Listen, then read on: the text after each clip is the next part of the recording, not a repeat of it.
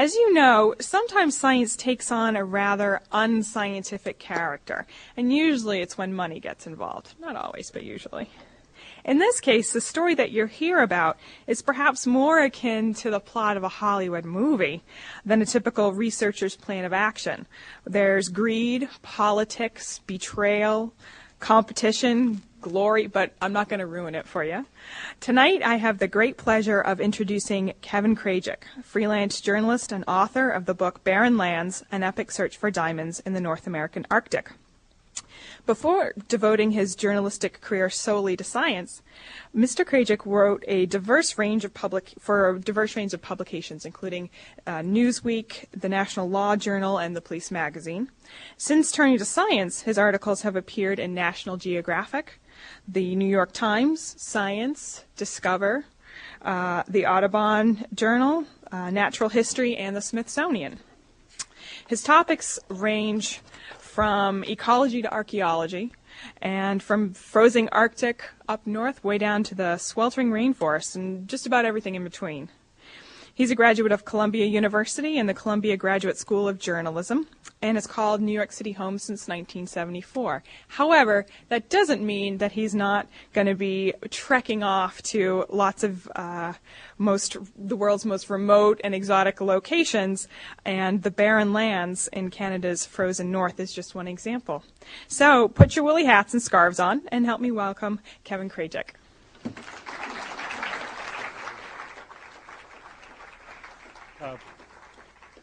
Thanks a lot, Thithia. I'm really honored to be here. I guess there might have been some animosity here toward New York series, but as you know, we got our butts kicked too, so we're all in this together. Anyway, I do have some bad news about Boston, though. The fact is that a lot of this area is just sort of underlain by mud and gravel. You know, geologically speaking, there's not a lot here for the serious mineral prospector. And as far as the diamond prospector, this is some of the most worthless, dreary real estate in the country, if not the world. However, there's good news. There are diamonds in the United States of America and in Canada, in many places in North America. And that's what I'm going to talk about tonight, and the science and technology that's being used to find these things. So, of course, when we think about diamonds, we think about South Africa, right? That's where a lot of the most famous diamonds have come from. But in fact, for the past 450 years, people have been secretly, obsessively looking for diamonds all over this continent.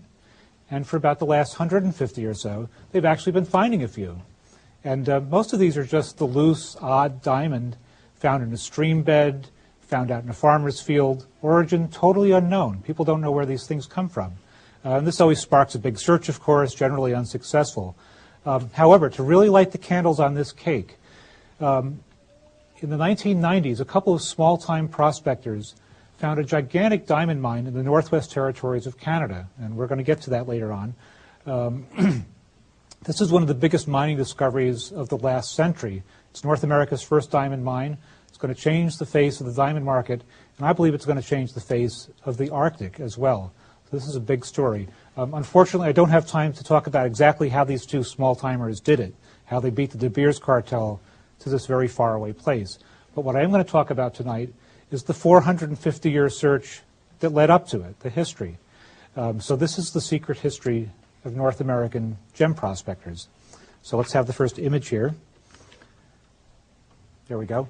I'll try not to shine the laser beam on the interpreter here. This started for me as a point on the map. 1994, I read an article in the New York Times saying that diamonds had been discovered right about here, in a place called Lac de Gras in the barren lands of northern Canada.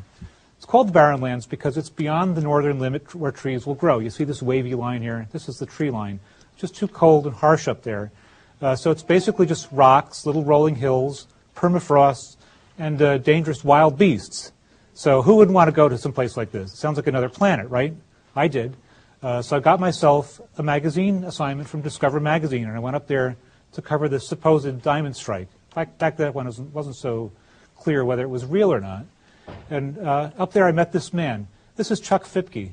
Chuck Fipke is a Canadian He's one of the two guys who started this whole thing in the 1990s. And as you can see, Chuck has what it takes to be a prospector. So he's got his nose to the ground. In fact, he's always got his face to the ground. And he's always running from place to place with his geologist hammer, pounding apart rocks. They used to call him Captain Chaos, actually, because he was always losing this hammer. And, you know, just turning over every possible idea and hypothesis to find diamonds. And in the end, usually just looking up totally bewildered. Because 99% of the time, these guys don't find anything. Prospecting in general is a hopeless profession, and diamond prospecting in particular is. You can look your whole life and not find even one. So the question is, you know, why would somebody do this besides just, I don't know, sheer greed? I see he's anticipating the things I'm going to say here. You said greed before I did, I know. Well, let's take another look at this map. There's my point on the map, Lac de Gras in the Barren Lands. It's about 3,000 miles northwest of Boston, mostly north. But look here, there's a whole bunch of other points on the North American map where people have looked for diamonds, found diamonds, thought they found diamonds, or tried to convince other people that they found diamonds so they could sell them the claim. And as Mark Twain said, that is the best way to make money at mining, just sell them the claim. So we're going to talk about some of these places. Why are there so many spots like this? Well, let's face it, the United States and Canada as well are countries built on mineral wealth. And as such, we love the idea of the one-mule prospector heading out to the bush to find the mother lode, right? It's part of our folklore. But beyond that, there is a special attachment to diamonds here. Some of you may know that Americans are the #1 consumers of diamonds in the world. We buy an astounding 2/3 of the world's gem diamonds. The thing is that Canadians would be #1 if there wasn't 1/10 of them as many as there are of us. They are the #1 per capita consumers. So there you go. So before we get to the history, though, I just want to talk about the science of how this is done. Gem-grade diamonds don't just occur anywhere. They're generally going to occur in the world's oldest rocks, and these are called Cratons. If any of you know the theory of plate tectonics, the continents have been moving around for a long time now, since the beginning of the Earth. So Cratons, these red areas here, are the nuclei of the ancient continents, basically haven't been disturbed for 2 to 4 billion years. So there's a huge craton up here in Siberia, where diamonds are indeed found, in India, where diamonds are found, of course in southern and western Africa, where diamonds are found, South Africa. But the biggest, juiciest one of all, and the deepest one going down into the earth, is up here in northern North America, starting at the north coast of the Barren Lands and coming practically right down to the Great Lakes, actually past the Great Lakes into the United States. And there's a couple of patches of this stuff out here in the Rocky Mountains, too. So North America is indeed prospective for diamonds. It would be very convenient if these things formed on the surface, but they don't. Diamonds form about 90 to 125 miles down under the surface of the Earth. It's a long way. So how do they get up to where we are? Well, it's a little bit like a tornado. Somewhere down here in the diamond forming zone, or maybe below it, a melting event takes place, and the rocks begin melting, and they begin whirling their way up sort of tornado-like through various layers, countless layers of rock. And as they come up, they pick up passengers. Instead of picking up cows and trailer parks like a tornado would, picks up rocks and minerals. Sometimes it picks up diamonds. Not always, but sometimes. And it picks up other minerals too. Anyway, it gets to the top here, to the surface, if it makes it to the surface, and it blows out this sort of carrot-shaped crater. And then settles back down into itself like a souffle that's blown up and hardens and waits for somebody to find it. This is not an easy thing, though. The youngest of these that I know are 50 million years, and most of them are much older. So they're usually buried under other rocks, sediments, water, or all three. So they're really hard to find, and in fact, usually just at the surface, just a few acres in extent. So they're really tiny, and they're buried. They're really tough to find. Here's what it looks like. It's sort of a gray, crumbly, unimpressive stuff. And there's a piece of it right over there on the table. Don't anybody steal that, but you can come up and look at it later on. That's a real piece of kimberlite from the Northwest Territories. And I forgot to mention, this stuff is called kimberlite, and you'll find out why in a while. In kimberlite, the ore of diamond is actually very rare. You know, gold, the grade of gold ore is actually measured in ounces per ton and up to actually a pound per ton in some places in South Africa. Well, the grade of diamond ore, kimberlite, is measured in carats per 100 tons. So that works out to parts per million or even parts per billion. So even in the kimberlite, diamond is rare. And in fact, most kimberlite doesn't have any diamond at all. So you can't just find kimberlite. You've got to find diamondiferous kimberlite. So how do you do that? Well, you remember the old California 49ers? They used to go, they'd pan in a stream. And if they found some gold flakes at the bottom of the pan, they then try and trace up the stream drainage. They go up the stream and up the tributary and up the subtributary to see if they could find the hard rock source from which those gold flakes had eroded. So diamond prospecting is a little bit like that, except that you're not necessarily looking for diamonds. In fact, you're usually not looking directly for diamonds. You're looking for other minerals that came up with them from the deep earth, only in much, much greater quantity, maybe 100,000 times more. These are called indicator minerals. This is what they look like. These are actually sand grain size. These are greatly magnified. These are made in the deep earth along with diamond, generally. It's believed, anyway. These purplish things here are pyrope garnets of a certain kind. These greenish things that look like emeralds, these are chrome diopsides, high-pressure mineral. This blackish thing with, oh, here it is, nice fracture here, is an ilmenite. And this orange piece here is another garnet. It's called an eclogitic garnet, also from the deep earth, a very rare garnet. These are just sand grains. Maybe you'll find 6 or 8 of them in a 20-pound bag of sand. So hard to find. If you're into mineralogy, you'll know that there are all kinds of garnets and all kinds of ilmenites, and they come mostly from worthless, shallow rocks. They have nothing to do with diamonds. So they need a way to distinguish between the ones that come from the deep earth and the ones that come from the shallow earth, because they often look the same. So the diamond companies have come up with all sorts of chemical formulas, because the ones from the deep earth have special formulas. Don't get intimidated here. This is just a chart of the composition of certain pyrope garnets. It's calcium versus chromium. So if it's the right proportion of those two elements, it'll indicate diamonds. There's all sorts of spy versus spy stuff that goes on between the diamond companies to come up with these chemical formulas. The other main way during modern times to look for diamonds is geophysics. This is basically just taking a picture of the Earth. It's not a visual picture of the Earth. What you have here is about maybe quarter square mile taken from a helicopter or an airplane. This is a picture of the variations in the electrical conductivity of rocks under the surface. You can't see these rocks. These are actually under a lake, so these are all invisible. But like I said, kimberlite punches its way up through the country rock. So geophysically, it's probably going to look a little different from the surrounding stuff. So you got this boring blue, boring yellow, and boring green rock out here. But looky here, there's 2 red bullseyes. Those are, in fact, kimberlites. This is an actual exploration image. So now you better hope that they have diamonds in them. Not all these geophysical images are so easy to read. If you know what this one means, let me know later on. So the diamond companies have come up with all sorts of other fancy methods to look for diamonds. For one thing, they'll go around, if they suspect there's a kimberlite, they'll go around clipping the leaves off of trees and analyzing them for the presence of cesium or niobium or nickel or other rare elements that don't usually occur but do come from the deep earth. So if plants have taken these things up, it's an indication there's some sort of deep eruption there underneath. They've also tried to figure out if certain kinds of plants grow on soils formed by kimberlites. And De Beers, the diamond cartel in South Africa, has actually done research into whether certain kinds of bacteria grow on kimberlites. So, now that I've told you that, I'm sorry, I have to kill you. No. Now you know more than 99% of all the diamond prospectors who have ever lived. Throughout most of human history, until quite recently, diamonds were found only in rivers like these, originally only in India and maybe Borneo. In the 1700s, they were discovered in rivers in Brazil, where this map is from. This is the Diamantina region of Brazil. They were discovered by people who were panning for gold, because diamonds, like gold, are heavy, so they've settled to the bottom of a stream bed. So you'll sometimes find them in the same spot, even though they don't really come from the same kind of rock.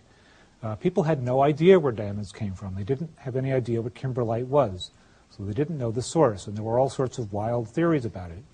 And this state of ignorance reigned until this man came along. Anybody recognize this guy? This is Jacques Cartier, really the first European explorer to penetrate the North American continent. Cartier was the first North American diamond prospector. He wasn't looking for diamonds or gold. He was looking for the way around. He was trying to find the Northwest Passage so they could get to China. They wanted to get through North America as quickly as they could. But he got distracted, of course. He sailed up the St. Lawrence River in the 1530s and 40s, sent there by the King of France. And somewhere around what is now the city of Quebec, they found a cliff that was absolutely loaded with diamonds. These sparkling stones were sticking right out of the bare rock. So everybody was very excited, especially the 50 convicts in chains that were serving as slave labor for the crew. So they packed these things in barrels and sent them back to the King of France to await the reward. And it turned out there that these were perfect, clear crystals of quartz. So here's Cartier with the Iroquois at the banks of the St. Lawrence. He was never again sent on an important mission by the King of France. And there is a saying, fake is a Canadian diamond. It's a French saying. And he has no relationship to the jeweler, obviously. And this mistake has been made over and over again. There are many places where quartz has been mistaken for diamond. Happens all the time. But there are diamonds in the New World, just that it took 300 years for anybody to find the real ones. A lot of people have forgotten this, but in the early 1800s, a great deal of gold was panned out of southern Appalachia, Georgia, South Carolina, North Carolina. And down in the findings, occasionally people would find these shiny little stones. These were the real thing. I don't know when the first one turned up. Nobody does, really. There is a story that goes that the first guy who found one was named Dr. M.F. Stevenson. He was a Georgian who found it in eastern North Carolina. It was only 1 carat. And Dr. Stevenson, by the way, is the man credited with saying, "There's gold in them thar hills." He was talking about Georgia, not California. But he could have been talking about California because in 1849, people rushed out there. Same darn thing happened. People found diamonds down among the gold. There was a whole lot more gold than diamonds. So there wasn't a huge deal made about the diamonds, but they were there, hundreds and hundreds of them. Here's a 1.95 carat diamond found by a guy named Bert Carpenter, Smith Flat, California, in the year 1855.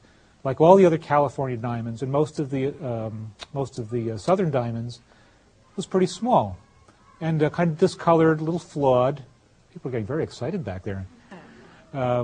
So they were not for making money. People rarely sold these diamonds. They would, in fact, rarely even cut them. They'd mount them rough on a ring or a pendant and just wear them themselves or give them to somebody that they loved. So this is one of the really beautiful things about California diamonds. They're personal items. They're not for making money. And they're still found today occasionally by people panning in streams. Here's one of the people who found a lot of these California diamonds. This is Gardner Williams. You'll see in a minute while I'm bringing him up. He was a true California 49er. Gardner Williams came out there with his dad at the age of 10 from the state of Michigan to the gold rush. He later went on to study and get a degree in geology. He had a gunfight with the Apache Indians near what is now Tombstone, Arizona, prospected for silver in Mexico. But one of the really cool things that he did was later on he emigrated to South Africa. And there he met a man named Cecil Rhodes, who just founded a brand new chancy outfit called De Beers Consolidated Mines. So Gardner Williams was hired to be the first superintendent of De Beers Consolidated Mines. This is one of the dirty little secrets of De Beers, actually. For a long time, the Americans ran it, even though they didn't own it, because they were considered the #1 mining engineers in the world. And after them, the Canadians ran it. They were all the top geologists. So De Beers has a real North American connection that normally isn't recognized. Well, gold and diamond fever moved to some pretty unlikely places, including the placid Midwest, where this picture is from. This is Uncle John Merriman, who lived in Brown County, Indiana. It's right in the middle of the state. In the 1880s and 1870s, Uncle John panned a bit of gold out of Indiana, and he found a number of diamonds as well. But some people didn't believe these things were real. Let me just read you a quote here from the Indiana state geologist at the time. His name was Maurice Thompson. He said, quote, "Every person who claims to have discovered in Indiana mines of precious metals or deposits of gemstones should be treated with the utmost caution. He is dangerous if he is not ignorant, and if he is not crazy, he soon may be, for that way madness lies. So this is one of the madmen, Uncle John. But the diamonds were absolutely real. And it wasn't just gold panners who found these things. All sorts of people found them, people plowing their fields, farmers. One man found a diamond in a well, and children found diamonds. And if you think about it, children are the ideal diamond prospectors. They're built close to the ground. They pick up any dirty old thing they see, and sometimes they get lucky because they don't care what it is. So I don't discourage my 3-year-old daughter at all from picking up junk. So this guy in the picture is no longer a child, but he was once, as we all once were. This is Stanley Devine. He was 5 years old in the year 1893. Is this in focus? It's not in focus? Let's see. Is this thing doing anything? No? Oh. Okay. That's better. Was I out of focus the whole time? Anyway, year 1893, he was playing in his uncle's cornfield, pictured here, just west of Madison, Wisconsin. The story goes that he was looking for a marble. Instead, he picked up a 3.83 carat diamond. It was perfectly flawless. And his father immediately confiscated it in return for a penny. Sold it for a lot of money. It eventually landed in Tiffany's in New York City. So this picture is taken in the year 1950, 57 years later, in the same spot, and Stanley Devine still had not forgiven his father for taking away that diamond. So there are a lot of stories like this. I could just go on and on about these various weird finds. In the upper left is the so-called Dewey Diamond, found by a man grading a road in what is now Richmond, Virginia. It was 23 carats. That's a big diamond. I'm not sure anybody knows where it is.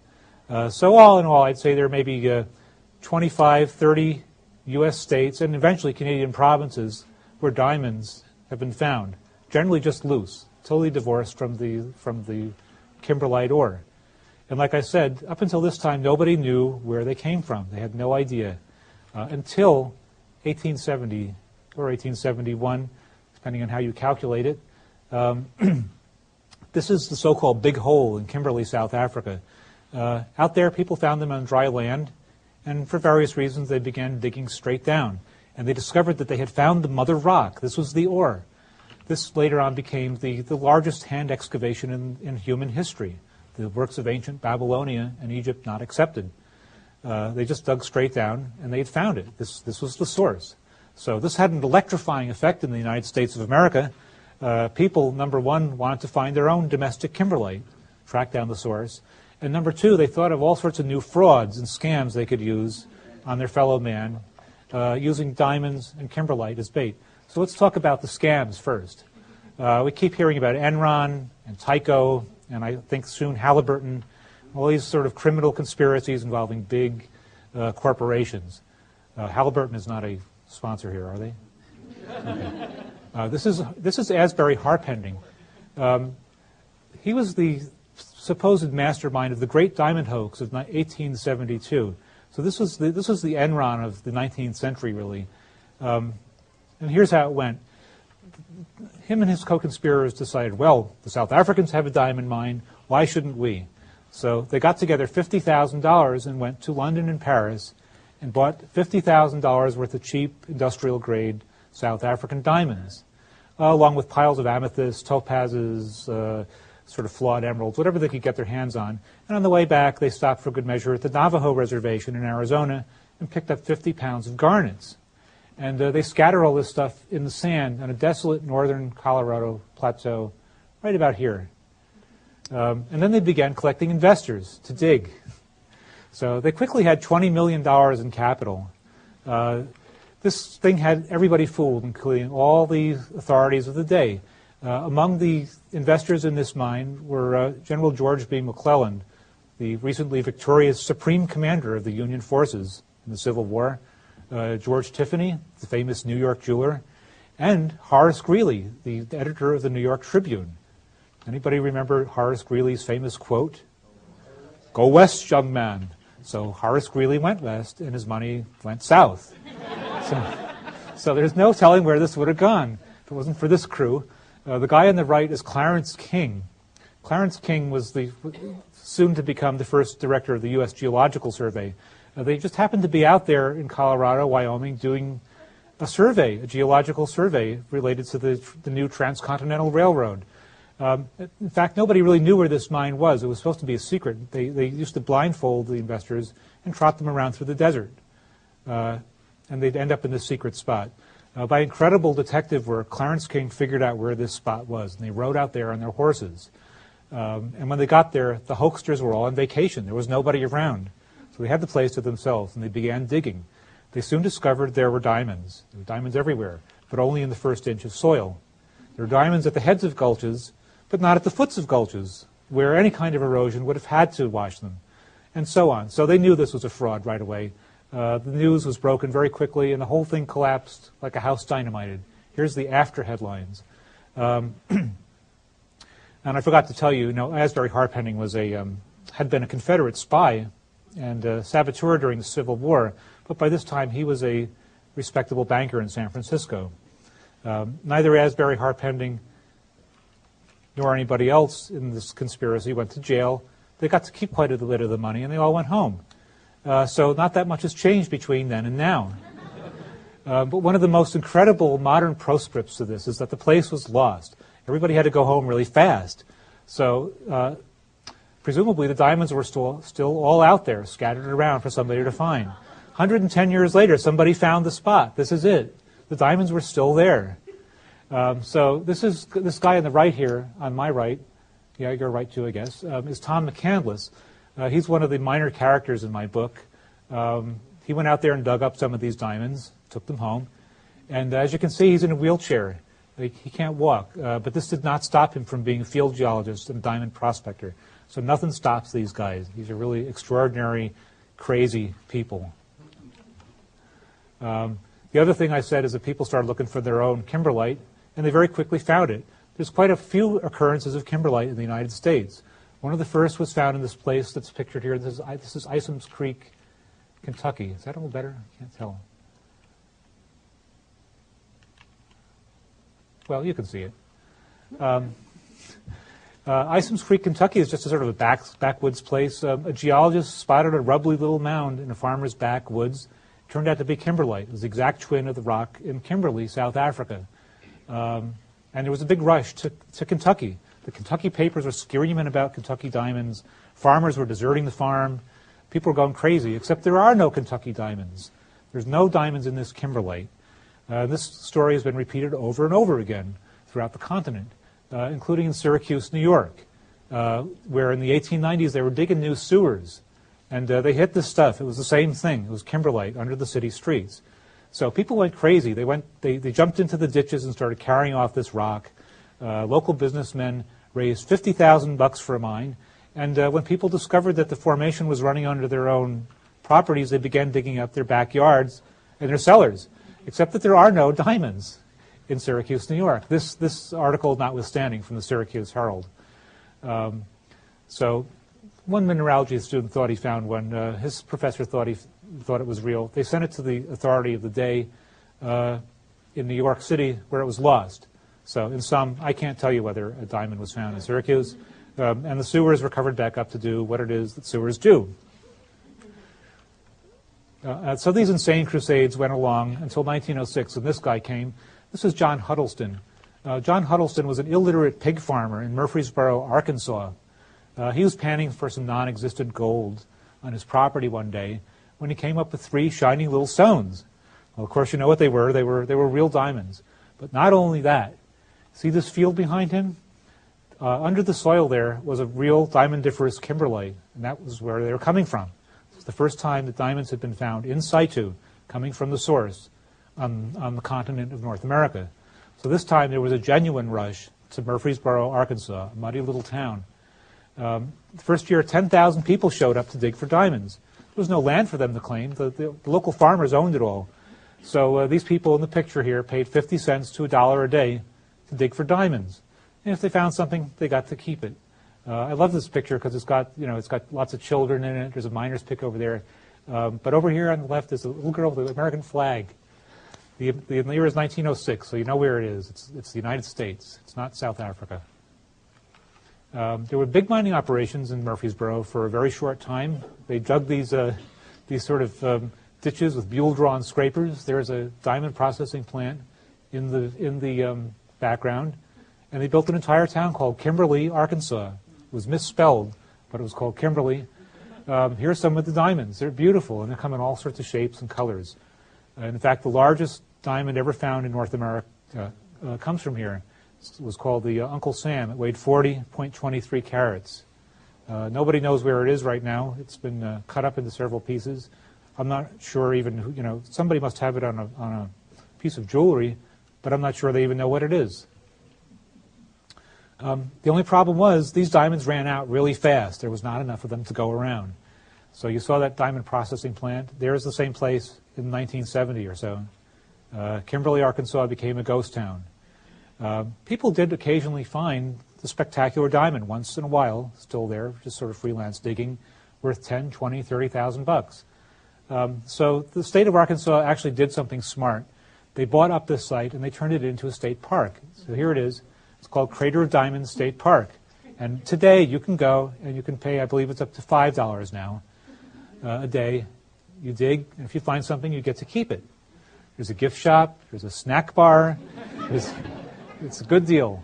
Go check it out. Hillary Clinton wore one of those things to Bill's first inauguration, by the way. So we're almost up to modern times.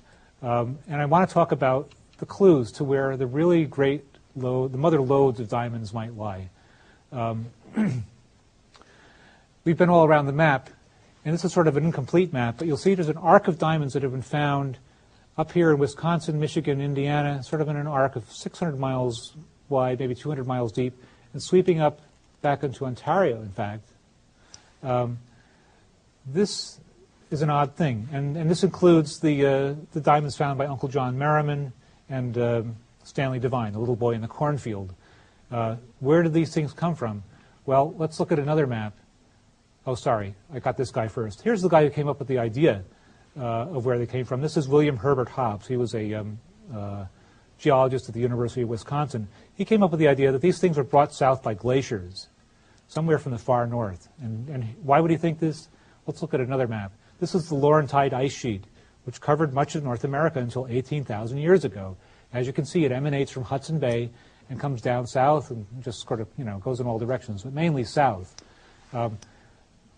Here's that arc of diamonds that I pointed out before, and here's the edge of the Laurentide ice sheet. Is that a coincidence?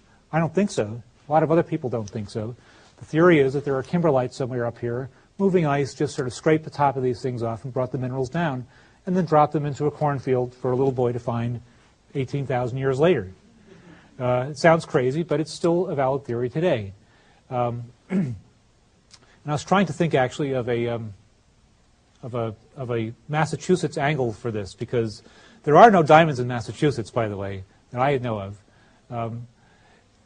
The Laurentide ice sheet, I'm not sure whether it covered this exact spot, but previous glaciations did. Plymouth Rock, where the Pilgrims landed in 1620, that great symbol of America, it's not American, according to the Canadian geologists anyway. It came from Canada. It was brought down by glaciers from Canada, probably Labrador about 500,000 years ago. George Frederick Kunz, who was the reigning expert of American gems back around the turn of the century, went one day to Plymouth Rock, and he snuck up and chiseled off a piece while nobody was looking and put it in his pocket and took it to a scientific meeting in Canada, up in Ottawa, and used this as the example to show that, if this huge piece of rock could be brought down by glaciers, so could those sparkly little stones. He really subscribed to this theory. And he said, I believe, I have no doubt that diamond mine of great value will be found someday somewhere in Canada. And those were prophetic words. Right after that, he said that around 1925, diamond prospecting just sort of evaporated. People were getting tired. They couldn't find anything. In the 1980s, it all started up again. And I'll tell you why. It was because some of that technology, that fancy technology that I was talking about before, that came in. And big companies like De Beers began thinking, well, we're going to bring this all to stunning completion. Now we have the modern techniques to do this. So this is a map of De Beers' prospects in North America during the 1980s. There were a lot of other companies involved in this too. You'd be surprised. Mobil, Shell, Dow Chemical, Bethlehem Steel, they were all looking for diamonds. But this is De Beers' map. This map was not drawn by De Beers. This map was drawn by the Superior Oil Company of Houston, Texas. They were also looking for the great North American diamond mine. They were spying on De Beers. So here's where De Beers was looking. You see these little dots here. They're looking in all sort of the traditional places. They were kind of poking around the Great Lakes where diamonds had been found. They were down here in Arkansas. Oddly enough, they were out here in northern Colorado, practically exactly where the great diamond hoax took place. It turns out there is kimberlite there, and there are diamonds in the kimberlite. So go figure. They're not enough to really mine, but they're there, and people are still looking around Colorado. You can see also that De Beers was up here in Canada, and they began sweeping across back and forth, coast to coast, looking for indicator minerals. Got all the way up here to the Arctic Islands, and out here to the edge of the Barren Lands. Why were they there? Well, by that time it had been discovered that these very old rocks were up there. They found indicator minerals, but they didn't find any diamonds, so they gave up. Now, I don't have time to tell you how Chuck Fipke, remember that funny little man at the beginning, how he and his friends beat De Beers to the diamonds way out there in the Barren Lands. But what I do have time to show you, I'm getting toward the end here, is just some images of the Barren Lands themselves and the great diamond strike of the 1990s, which is still, in fact, going on. A lot of these are my own pictures. I was up there a bit, off and on. And there's still exploration going on all across this continent, up into the Arctic Islands, and even Greenland now. So this is by no means over. This is what it looks like in the summertime. It's the most beautiful place on Earth, just 500,000 square miles of nothing, and just full of color and beauty. And in the summertime, it's full of life. This is a herd of caribou, maybe 300,000 of them or so, that I saw migrating across the Great Plains heading south. It was August. This is midnight, by the way. It's 24-hour daylight. And you ever see that movie, How the West Was Won? Remember the buffalo stampede? Sort of comes around the settlers while they're cowering behind their wagon. So I was cowering behind a rock, and the caribou just started coming right around me. In the winter, it's more physics than biology. There's not much movement except geologists who are stupid enough to be out there. This is a geophysicist walking across the frozen surface of a lake. And it's actually generally under lakes that these things are found up there. He's carrying some sort of geophysical instrument over his shoulder to delineate the boundaries of a kimberlite that they found. And he's standing on this, frozen ice. In the spring, it gets worse because the ice starts melting. So they're still out there, though. In the summer, it gets even worse. You have to keep your face covered even then because that's when the mosquitoes and the black flies come out. And there's enough to eat the planet, never mind you. So this guy is sifting glacial till, looking for indicator minerals. It's just the old-fashioned way of looking for diamonds. This is Chris Jennings. There were a whole lot of sort of promoters and investors who went up there. People invested hundreds of millions of dollars in this exploration, and they still are. So he was one of the main people who raised money, and he's standing here in front of one of his many sifting operations. So things got sort of crazy up here. Here's the artist's conception of the diamond strike. There was a local gold prospector up there named Walt Humphreys who did this. It's a placemat, actually, and he gave me a copy of it. So you can see there's a kimberlite pipe there. It's surrounded by company spies of all sorts. There's low-flying aircraft spying on their competitors. There's people on the ground trying to jam signals from the aircraft. And this stuff is all real. This all happened up there in the 1990s. It's just absolutely crazy. Once they figure they've zeroed in on some kimberlite, remember, you're not going to generally see it. It's going to be under the surface. They bring in a drill, and they drill out a core. And that's what this diagonal tube is here. It's a hollow tube with a bit on the end of it, and it brings up a core, often hundreds and hundreds of feet from under the ground. And here's what it looks like. It's usually about 2 inches wide. This is a piece of kimberlite that they brought up. The really incredible thing about this core is that right up over here on the right-hand side is a 3-carat diamond. Remember I told you the grade of kimberlite? It's very, very rare to even find a kimberlite that has diamond in it at all. So that's how rich this stuff is. Here's a very overexcited reporter who was allowed to hold the kimberlite I've shaved since then. They took it away. They took it away from me a minute later. Once they know they've got a big kimberlite pipe, they go underground if it looks promising. So I rode down on a tractor with this geologic team. We met these hard rock miners down at the bottom of this shaft. This was underneath a lake, so water was kind of trickling down onto our heads through the ceiling. I figured they knew what they were doing. They did. I'm still here. I assume they're still here. The question, of course, is how do they get anything up there? Because there are no roads, there's no towns, there's no nothing up there for hundreds of miles. There's no human habitation. So everything is brought in by air.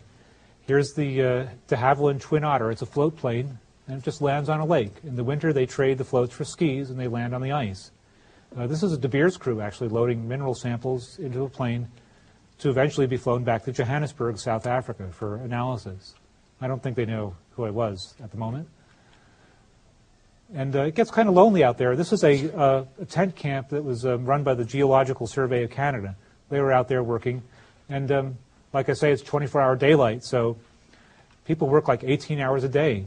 They come back for a little food and then fall in the sack and start all over again. It's a lot of fun. There's no alcohol involved. People just get too crazy out there, so all these camps are dry. And here's what it's all about. It's a big hole in the ground. This is the Okati diamond mine. This is the place that was found by Chuck Fipke and his colleagues.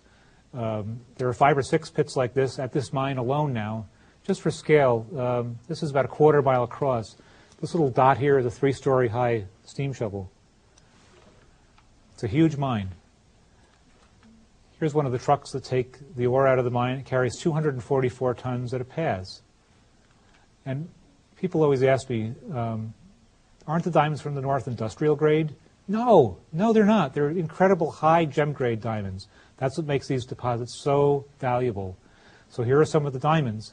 It is believed that by the year 2006, 17 to 18% of the world's diamonds will come from the barren lands. That is a lot of money. It's a $50 billion a year jewelry market. What year again? $50 billion a year. By what year? Oh, by the year 2006. Sorry. That's okay, thank you. 17 or 18%. So here's opening day at the Okati mine. In the case there and one next to it were 9,000 and some carats of diamonds. That's one day's production. This is an incredible thing for the diamond market. It's also a big event for the native people of the north, the Inuit and the Dene Indians, who are guarding this stuff at the moment. Some people say they haven't gotten a fair deal, and that's an open question. You know, this was their traditional hunting land. But the other thing is that I think the big story is environmental. I'll tell you why. Here's the big rocks. Here's what they look like before they dig those giant holes to take out the little rocks. I guess this is sort of like the Plymouth Rock of the barren lands. There's a big rush on now to remove the resources of the north, the geologic resources of the north. It's not just diamonds. As you know, there's oil and gas up there in the Arctic National Wildlife Refuge and a whole lot beyond that in the Beaufort Sea and all over the place. And there's a lot of pressure to take this stuff out. Not only that, the far north is just loaded with gold, copper, zinc, lead, nickel, uranium, lithium. Any geologic resource you can think of is up there in vast untapped quantities because we've been too busy digging it up down here where it's more convenient. Well, now we're running out and we're getting to the literal edge of the earth. So we have to ask the question, do we want to empty out everything? Do we want to dig up the last wild places on earth? Or do we want to leave something, some sort of wild place for future generations and some sort of resource for future generations? So that's a question we've got to ask. Science is rarely pure. There is often a moral and political dimension to it. This is a very good example. And along that line, I just want to remind you of something. This is not my mom. This is Darlene Dennis. I just got to remind you that diamonds can be found close to home, as you've seen. Darlene Dennis is a very nice housewife. She lives in Wolf Creek, Montana. She was walking down a road a couple of years ago near her house, a gravel road, and she spotted what she thought was a melted plastic button. Well, she picked this thing up, and it turned out to be, of course, a 13-carat flawless diamond, which she sold for $80,000 to a New York antique dealer. So that's why Darlene Dennis is smiling in this picture. She's not going to be working at 7-Eleven during her retirement. So the Earth is full of surprises. The Earth has given her a gift. And there is a practical lesson here for everybody in the room. And that is, even if you live in a barren place like Boston, don't look up. You never know. You might find a diamond. The Earth is full of surprises. Thank you.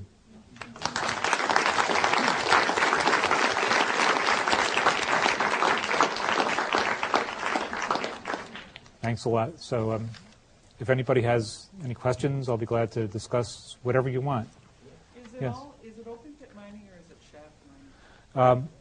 Generally, because of the shape of a kimberlite, which is sort of this big funnel, like I said, sort of a carrot shape, they're going to do an open pit at first. But it gets narrower and narrower as they get toward the bottom. So when they get toward the bottom, then they start underground workings. And I think, in fact, in some of the Northwest Territories pipes, they've already started underground workings. They're working these things out really fast. And, in fact, they have to drain, every time they open one of these mines, they have to drain a lake, because they're all under a lake. So they pump the whole thing out, get rid of all the fish, and they have a mine. Yes, sir? Why didn't we get any of these diamonds that got washed down from Canada? Well, we did, although I don't think we got any from the barren lands. We did get, people are still up there around Hudson Bay looking for the sources of the Wisconsin diamonds, really, and thinking that maybe that they're gonna come up with this stuff. Maybe inside Plymouth Rock. Sorry? Maybe inside Plymouth Rock. Maybe. You never know. But a lot of there's still the theory that a lot of the loose diamonds found, at least in the northern United States, came from Canada is still valid. Yes, ma'am. Who owns these mines? The mines are owned. Well, the land is owned by the so-called Crown, the government of Canada, which leases it to a big company, which is partnered now with Chuck Fiske and his partner. The native people have hunted those lands for thousands of years, so they have a claim on that. Some of the bands are getting royalties, some of them are not. This is all still kind of in flux. So there are a lot of people who have claim to this land, but most of the money actually is probably going out of the country. The conglomerate that owned this was BHP, which is Australian owned. Now it's become BHP Billiton, which is, I don't know, it's like, eventually one person will own everything. But everything is, becoming sort of conglomerated. Yes, sir. Yes, sir, over here. I'm sorry. Oh, no, the price never comes down. No, and I'm sure somebody will ask this too, does this erode the hold of De Beers in the market? Well, a little bit, yes. It's the small timers who find these things usually, and only afterwards does De Beers take over. This time De Beers has not been able to take over. So they're cutting into the market. But I think they're all in this together. It's in their interest to hold up the price of diamonds. So whenever the supply grows too great, they'll cut it off. It's done in various ways, but it's been done for over 100 years, and they're going to keep on doing it. Yes, sir, right here. What do you think is going to happen with the new man-made diamonds? How do you think that's going to affect us? Well, man-made diamonds are not that new. They've been made since the 1950s, actually. But these are industrial. Sorry? The newest one that just... The guy in Florida. And the guy here in Massachusetts, he's got the one that can't even check by fluorescence. Oh, I don't know about these guys. I assume you're talking about fake diamonds of some sort. They're fake, but they're undetectable. There's one type in Florida that you can check by fluorescence that actually... I'm sure they're detectable by some method. That you have to use like a spectrum. Yeah, I'm sure people are coming up with new and better ways to make either diamonds or imitations of diamonds all the time. But so far, nobody has come up with a way to make a gem-grade diamond that is as cheap as the natural one. That's just the way it is. Industrial grade, well, a lot of those are synthetics. Nobody cares what they look like. But there are, as far as I know, synthetic diamonds and their substitutes are no substitute at this point. Yes, sir. About 5, maybe 7 years ago, there was a news report of a young lady hiker up there in the Barren Lands who discovered what apparently turned out to be the core mother lode of all mother lodes. And the speculation was, of course, that they would steal it from her. But corporations a few miles away were already working over there. She laid claim to the area, and apparently it went through the Canadian courts that it was acceptable. And but I have not heard anything since. Or was this story just another fantasy from Dan Rather in the New York Times? I think it's a fantasy. Actually, I've never heard of that. Pretty clear. They had the girl on television and everything. There was a TV program last year which had a young woman named Ira Thomas. Maybe that's who you're talking about. Late 20s. Yeah, I've met her. She works. Her father was actually the head of the corporation. Their company, and she was one of the geologists who worked for her dad. And they did find a place, and they're now one of the competing mines. And in fact, their claim was just a couple of hundred yards beyond where Chuck Fipke claimed.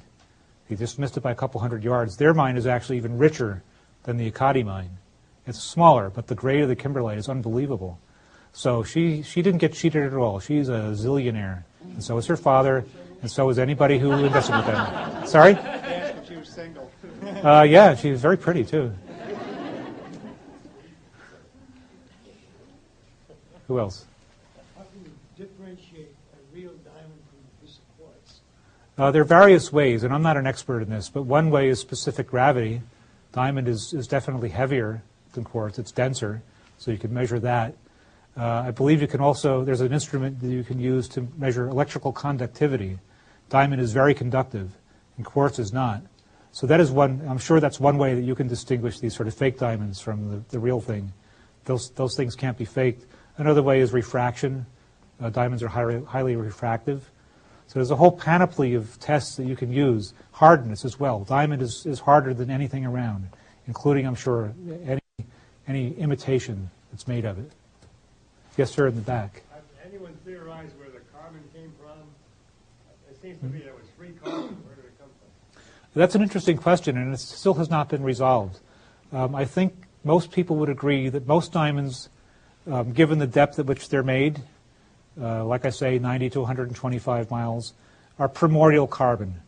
That is carbon that's been trapped in the earth since the beginning and is somehow crystallized far down there under the correct pressure or temperature conditions. However, there's a lot of work being done now on diamonds that are being formed in non-traditional terrains, shall we say, off the Craton. These are places where ocean crust is subducting along the edge of a continent and getting squeezed together with water and other substances. And diamonds are being discovered in terrains like this. The rock sort of bobs back up to the surface eventually, and there are little diamonds that are found. So there is some thought given to the fact that maybe some of this carbon was actually organic matter. Maybe it was some plant or bug to begin with. Nobody really can prove this one way or the other, but there are some theories now floating around saying that. It's kind of intriguing. Yes, ma'am. You mentioned that they found something around Peterborough. Was there anything in Yeah. Northern Ontario at all? Yeah, I haven't really gotten into this. I'm actually going up to Canada next week to give some talks, and I'm going to talk more about the Canadian end. But yes, the supposed first Canadian loose diamond was not found until 1921, which seems incredible, but that's the way it is. Partly because Canada is so sparsely populated. It really is. I mean, there's really nobody up there for the most part. So the Peterborough diamond was found in 1921 by a guy digging a railroad cut. It was 33 carats. It's like the size of a robin's egg. It was shortly after lost track of. There's some people who say that diamond never existed. The only really well-proven loose diamond found in Ontario that I know of was the Reno Darby diamond found in 1971 by this guy from South Porcupine, Ontario. I'm from South Porcupine. You are? I am. Oh. We'll go back home and start digging. It's the only problem. The gold mine here. The only problem is that this diamond was a 1/4 carat and it was industrial grade. But there are kimberlites up there, and they are finding diamondiferous kimberlites. They just haven't found anything yet that's mineable. So they are still running around South Porcupine and places like that, trying to find the source. Huge lead, zinc, copper find when I was in high school. Yeah. The Texas Gulf Sulfur Company found it, actually. Yep, and that's the only reason why a lot of these kimberlites and this one diamond were found is because people are digging holes and looking at what they find. That's the only reason these things are found. It's largely by chance. Are there more? Yes, ma'am. The Arkansas location was on television just within the last week, and they sent Oh, yeah? 3 reporters with buckets and pails, shovels to go dig in there. But it seems to me, if it's been a state park for all these times, these people are digging the same place everybody else has been digging. Yeah, it's a problem, isn't it? But they do actually have heavy equipment, and they turn over new material, so it's not totally stacked up against you. But I would say the first people there had a better chance. Right.